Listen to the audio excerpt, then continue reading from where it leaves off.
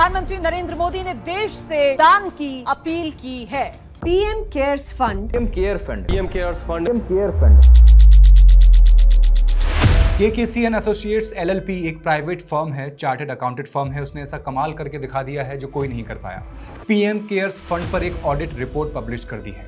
PM cares fund का अरबों रुपयों का खेल जो बहुत सालों से फाइलों में कैद था, उसे अब बाहर निकाल दिया है। 2024-25 के ऑडिट में बताया गया है कि इस पीएम केयर्स फंड के पास अभी भी 8,452 करोड़ रुपए पड़े हुए हैं। साल भर में इसमें से खर्च कितने किए गए हैं? मात्र 87,85,000 रुपए, 1 करोड़ भी नहीं किए गए। जो फंड बनाया ही इसलिए गया था कि इमरजेंसी के वक्त लोगों की मदद हो सके, इसे इस्तेमाल क्यों नहीं किया जा रहा? बल्कि इन पैसों को बैंक में डाल करके ब्याज कमाया जा रहा है, इनकी एफडी तक कराई जा रही हैं। कितना हास्यास्पद है भाई। सवाल है, इसे रिलीफ फंड कहने का फिर क्या मतलब रह गया? अभी अभी जो रिपोर्ट आई है इस फर्म की, उसमें कितनी डिटेल्स हैं, पैसा कहाँ गया, किस मद में गया, किस काम के लिए कितना खर्च किया गया, इस पूरी रिपोर्ट पर बात करेंगे फैक्ट्स एंड फिगर्स के इस एपिसोड में। नमस्कार, मैं हूं हेमंत और आप मॉलिटिक्स देख रहे हैं। साल 2020 की शुरुआत थी और दुनिया भर में एक नई बीमारी तेजी से फैल रही थी। पहले जुकाम होता था, फिर खांसी, फिर बुखार आता और मौत हो जाती। लोग परेशान थे कि मौत किस लिए हो रही है, वजह का पता नहीं चल रहा था। डॉक्टर्स हाथ पैर मार रहे थे। मार्च 2020 आते आते भारत में भी इस बीमारी के मामले तेजी से बढ़ने लगे। अब पूरा वर्ल्ड वाइड ये बीमारी फैलने लगी। सरकार को पूरे देश में लॉकडाउन लगाना पड़ गया, रास्ते खाली हो गए, दुकानें बंद हो गई।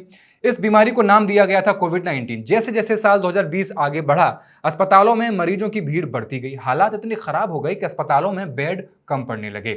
गलियारों में स्ट्रेचर पर मरीज पड़े रहते थे और लोग एक अस्पताल से दूसरे अस्पताल भटकते रहते थे। बॉडीज नदियों में तैर रही थी। सरकार मौत के जो आंकड़े पेश कर रही थी उसमें और हकीकत में बड़ा फर्क देखा जाने लगा था। और फर्क देखा जा रहा था शमशान घाटों पर और कब्रिस्तानों में। फिर आया साल 2021 का वो वक्त जिसे कोरोना की सेकेंड वेव कहा गया। इस बार का मंजर और भी ज्यादा भयावह था। हर रोज लाखों लोग संक्रमित हो रहे थे, हजारों लोग मर रहे थे। कोई अपने पिता को खो रहा था, कोई अपनी मां को, तो कईयों ने अपना पूरा परिवार तक खो दिया था। सरकार असहाय और लाचार नजर आ रही थी। विदेशों से कोई खास मदद मिल नहीं रही थी, वहां भी हालात खराब थे। सबसे बड़ा संकट बना ऑक्सीजन की कमी का। अस्पतालों के बाहर ऑक्सीजन सिलेंडर लेकर लाइन में खड़े परिवार, गाड़ियों में बैठे मरीज जो सांस लेने के लिए तड़प रहे थे। ये सारी तस्वीरें उस वक्त हर घर तक पहुंच रही थी। सब लोग देख रहे थे, पैनिक कर रहे थे। सिर्फ 24 घंटे में देश भर में हजारों मौतें दर्ज हो रही थी। अब ऐसे ही मुश्किल हालात के बीच 27 मार्च 2020 को प्रधानमंत्री नरेंद्र मोदी एक नया ट्रस्ट बना देते हैं और इसका नाम रख देते हैं prime ministers citizen assistance and relief in emergency situations fund, यानी कि PM cares fund. PM Modi खुद देश की जनता से अपील करते हैं कि जितना हो सके लोग इस फंड में दान करते रहें और लोगों को सीधे पैसे भेजने का तरीका इस फंड के जरिए बता दिया गया था। अब लोग पैसे भेजना शुरू कर चुके थे।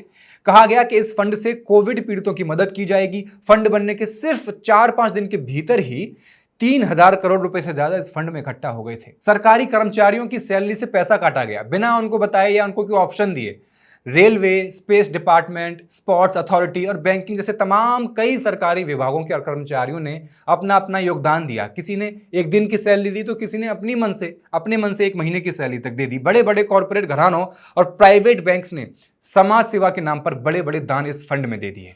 अब सरकार का कहना था कि पीएम केयर्स फंड से 20,000 करोड़ रुपए खर्च करके 50,000 मेड इन इंडिया वेंटिलेटर बनाए जाएंगे और अस्पतालों तक पहुंचाए जाएंगे। लेकिन जून 2020 तक, यानी कोविड शुरू होने के 3 महीने बाद, सिर्फ 2923 वेंटिलेटर ही बन पाए थे। वादा 50,000 का और 3,000 भी नहीं बन पाए। और राज्यों तक कितने पहुंचे? सिर्फ 1,340, 1,500 भी नहीं पहुंच पाए। जितने वेंटिलेटर का वादा किया गया था उसका बहुत मामूली सा हिस्सा अस्पतालों तक पहुंचा।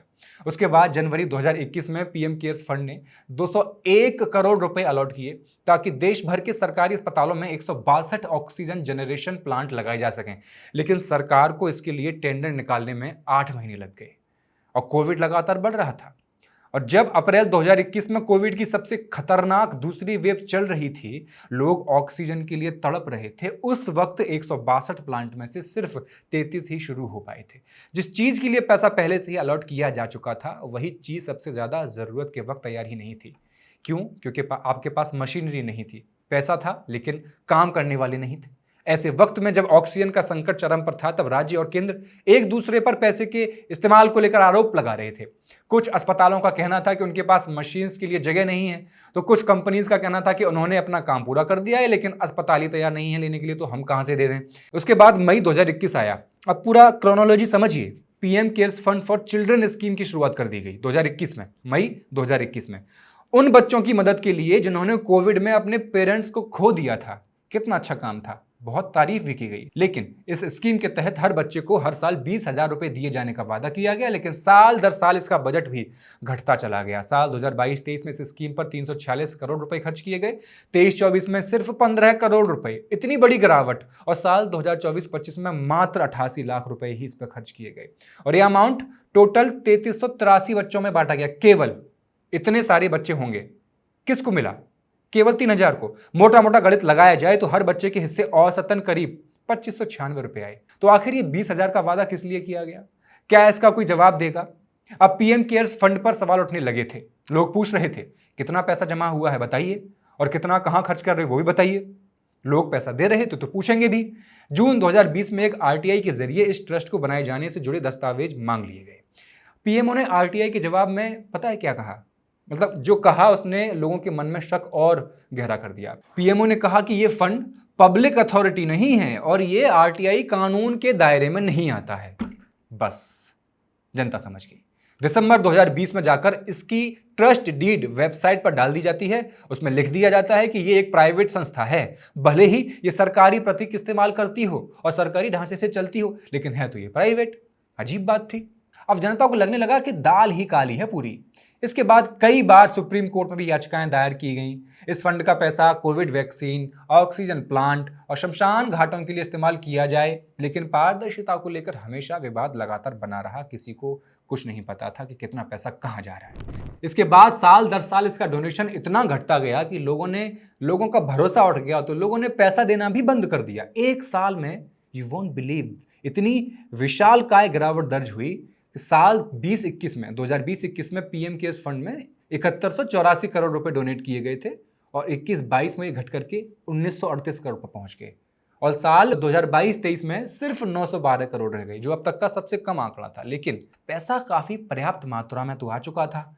अभी पीएम केयर्स फंड का साल 2024-25 का जो हिसाब आया है, जो पब्लिक किया गया है, उसमें बताया गया है कि फंड के पास अभी टोटल कितना है? 8452 करोड़ रुपए जमा है। इसमें से 93% यानी कि 7846 करोड़ रुपए तकरीबन फिक्स्ड डिपॉजिट में पड़े हुए हैं। इस एफडी से ही फंड को 470 करोड़ रुपए लगभग का ब्याज मिल चुका है, जो इस साल फंड की सबसे बड़ी कमाई रही है। जबकि डोनेशन घट करके 479 करोड़ रुपए रह गई है। यानी कुछ लोग अब भी इसमें पैसा डाल रहे हैं। एफडी से भी आ रहा है और लोग भी डाल रहे हैं। अब सवाल यही है कि ये कौन लोग हैं जो ये जानते हुए भी पैसा डाल रहे हैं कि ना तो पैसे के इस्तेमाल का डेटा सरकार दे रही है और ना ही कितना पैसा आया है ये बता रही है, कहां जा रहा है ना ये बता रही है। तो ये कौन लोग हैं जो आप भी पैसा डाल रहे हैं? पीएमओ कह चुका है कि ये फंड आरटीआई के दायरे से बाहर है। सबसे खास बात, पूरे साल भर में फंड ने कितने खर्च किए हैं? 87,85,000 रुपए, जो इसके कुल कोष का महज 0.01% है। इसके बाद भी कौन लोग हैं जो पैसे भेज रहे हैं और किस लिए भेज रहे हैं? इस सवाल का जवाब शायद पीएमओ के पास ही मिलेगा। इस रिपोर्ट में भी सिर्फ शुरुआती बैलेंस, कुछ आमदनी, कुछ खर्च और आखिरी बैलेंस के आंकड़े दिए गए हैं। ये पूरी तरह साफ नहीं किया गया है कि पैसा किस मद में, किस काम के लिए, किस एजेंसी को दिया गया है। और कारण वही है कि किसी को कुछ खबर ही नहीं है। लेकिन जितना भी पता चला है इस रिपोर्ट में, तो उससे कुछ तो आइडिया लगा ही है कि 8400 करोड़ रुपए दबाए बैठे हैं लोग। अब एक्टिविस्ट हैं लोकेश बत्रा, उन्होंने बताया कि रिपोर्ट में अकाउंटिंग नोट्स यानी हिसाब की तफसील गायब है।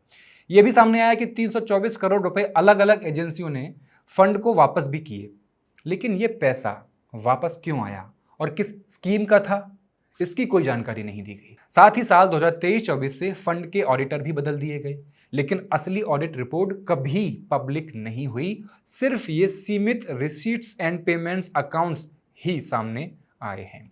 2024-25 में पीएम केयर्स फंड को डोनेशन के तौर पर 480 करोड़ रुपए मिले थे, जो पिछले साल के मुकाबले 30% कम थे, लेकिन इसके बावजूद फंड की टोटल इनकम बढ़कर के 1279 करोड़ 90 लाख रुपए पहुंच गई, जो 2023-24 की 904 करोड़ 90 लाख रुपए की इनकम से करीब 41% ज्यादा है। यानी डोनेशन कम हुई, लोगों ने देना कम तो किया है लेकिन अभी भी दे रहे हैं, लेकिन फंड की कुल इनकम बढ़ गई। इससे यह समझना जरूरी है कि टोटल इनकम में सिर्फ डोनेशन शामिल नहीं होती है, बल्कि दूसरे फाइनेंशियल सोर्सेज भी आने वाली रकम इसमें जुड़ जाती है। और वो रकम क्या है? एफडी वगैरह, ब्याज मिल रही है बैंकों से।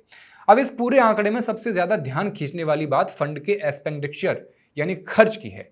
2024-25 में इस फंड की टोटल इनकम करीब 1280 करोड़ रुपए थी, लेकिन एक्सपेंडिचर सिर्फ 90 लाख रुपए था तकरीबन।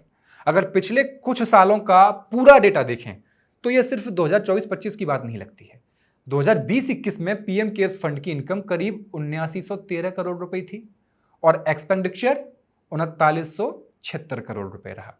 इसके अगले साल 21 और 22 में इनकम घट करके 2116 करोड़ रुपए हुई, लेकिन एक्सपेंडिचर उससे ज्यादा कहीं 3716 करोड़ रुपए रहा। 2022-23 में फंड की इनकम 1305 करोड़ रुपए हुई और एक्सपेंडिचर यानी खर्च था वो 437 करोड़ रुपए पे आकर रुक गया। फिर 23-24 में इनकम 904 करोड़ रुपए और खर्च गिर करके सिर्फ 15 करोड़ रुपए और 24-25 में तो इनकम बहुत ताबड़तोड़ 1279 करोड़ रुपए और उसके बावजूद भी खर्च कितना? सिर्फ 90 लाख के आसपास, वही 87 लाख जो बताया था। तो इस फंड पर सबसे बड़ा सवाल आज भी वही है जो शुरू से चला आ रहा है। ये फंड आरटीआई यानी राइट टू इंफॉर्मेशन एक्ट के दायरे से बाहर क्यों है, जबकि इसका पूरा दफ्तर प्रधानमंत्री कार्यालय से चलता है और वहीं के अफसर इसे मैनेज भी करते हैं। फिर भी सरकार का कहना है कि चूंकि इसमें प्राइवेट डोनेशन आता है इसलिए ये आरटीआई कानून के तहत पब्लिक अथॉरिटी नहीं है। अब एक और आखिरी बात, जब भारत में पहले से ही prime ministers national relief fund यानी पीएमएनआरएफ मौजूद था, जो साल 1948 से चला आ रहा था और बाढ़, भूकंप, चक्रवात, दंगे जैसी तरह तरह की इमरजेंसीज में मदद के लिए बनाया गया था, तो फिर एक बिल्कुल नया फंड पीएम केयर्स फंड की जरूरत क्यों पड़ी? और बना भी दिया तो सवाल के जवाब कौन देगा? क्या इसका मकसद सिर्फ एक बड़ी अमाउंट इकट्ठा करके बैंक में ब्याज खाना है, एफडी करवाना है? अगर नहीं है तो कोविड में जिन बच्चों ने अपने पेरेंट्स को खोया उनको कितना पैसा मिला, इसका आंकड़ा दीजिए। कितना पैसा कहां खर्च हुआ बताइए? एफडी क्यों कराई गई है? ब्याज किस लिए इकट्ठा किया जा रहा है, किसके लिए? क्या इस पैसे से कोविड में मरे 150 लोगों की जिंदगी भी बचाई नहीं जा सकती थी? ऐसे तमाम सवाल आज भी अनुत्तरित हैं। आप क्या सोचते हैं हमें कमेंट सेक्शन में लिखकर बताएं। मॉलिटिक्स को सब्सक्राइब कर दें। बहुत बहुत शुक्रिया।